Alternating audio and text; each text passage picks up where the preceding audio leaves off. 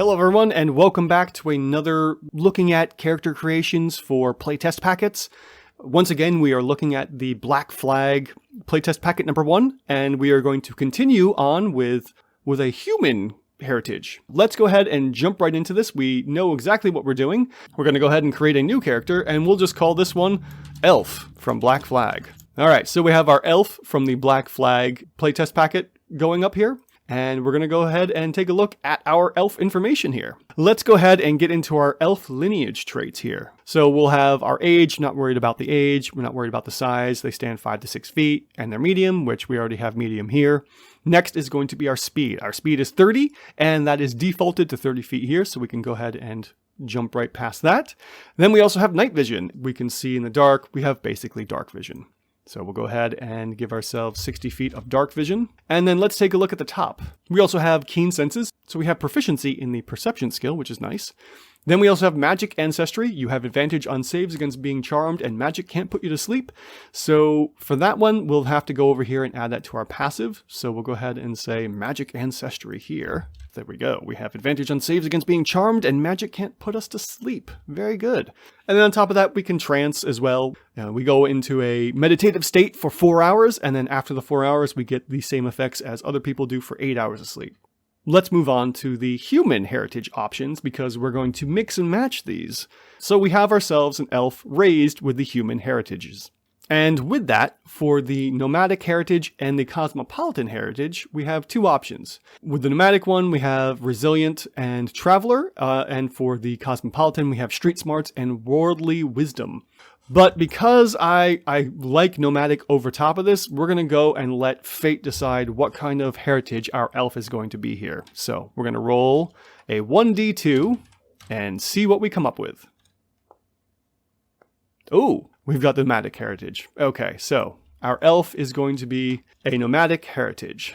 All right, so we have resilient, and we have checks to resist weather effects, which is going to be helpful. Additionally, we have short rests. We can reduce our exhaustion by 1. So let's go over to the features here and add in this passive ability for resilient. Nothing too special, so we don't have to worry about, we just got to remember how to use this character, that's all. And then we also have Traveler. You have proficiency in the survival skill. So I'm not going to worry too much about writing this down. We're just going to go ahead and throw that proficiency in there. Let's go ahead and move into our background. Since we already have ourselves a soldier from our dwarf, let's go ahead and pick a scholar. We're going to skip past all this. You can read that while we're sitting here. And we'll go ahead with skill proficiencies. 2 skills of your choice from the following: Arcana, History, Nature, or Religion.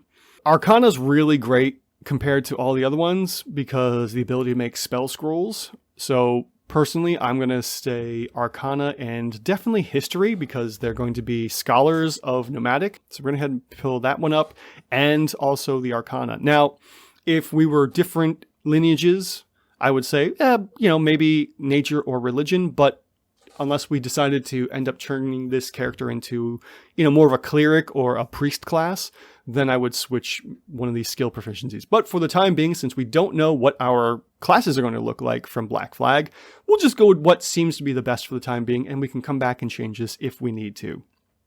Now, we also get additional proficiencies. Learn 2 additional languages of your choice, or gain proficiency with 1 type of tool, or 1 vehicle relevant to your field of study.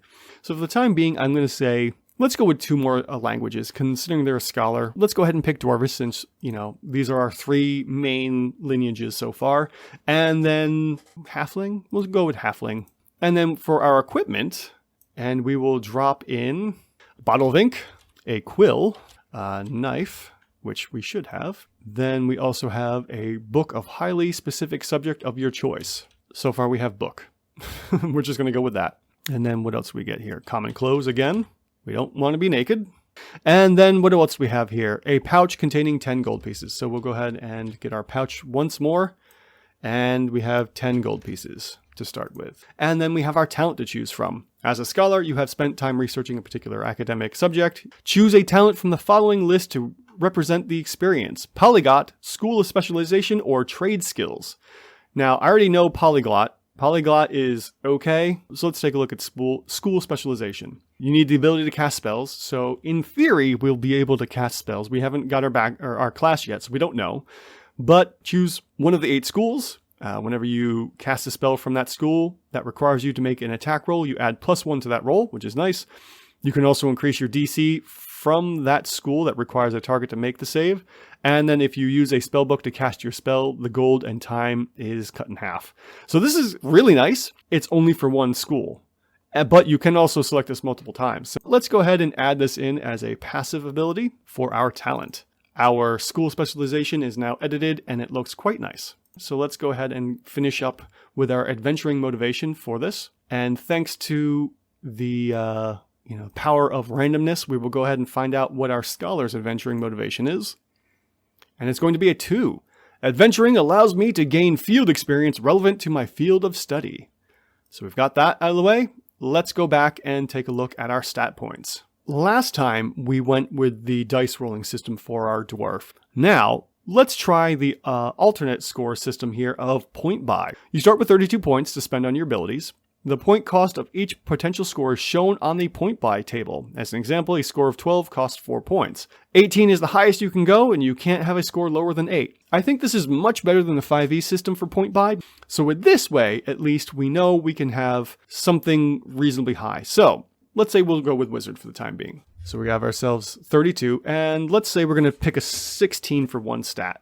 So we're going to go ahead and minus 11 there. It leaves us with 21. So we'll go for the time being and put 16 in intelligence. After that, we're definitely going to want a reasonably high constitution score. So what gives us a 14? A 7? Okay, let's see what happens there. So 7 leaves us with a 14 as well. And then after that, we have 14 points left over, and we have 4 sections left to go. We might have to go a little lower on our constitution score, to be honest, if we want to stay within means here. What can we get with 14? Well, if we divide that in half, that's 7, so we could do a 3 and a 4, which means we could do 2 12s and 2 11s. That's not terrible. I think let's finish off our character with those abilities there. So we're going to go ahead and say 2 12s and 2 11s, because that'll be, if we do -4, -4, -3, and -3, perfect. We have a nice round character here of 2 12s, 2 11s, and we don't get to increase anything else. Okay, so we'll have definitely a 12 in dexterity because we want a higher initiative and armor class. Probably wisdom. We want to definitely do a 12 in wisdom. That will help us with some of our other skills.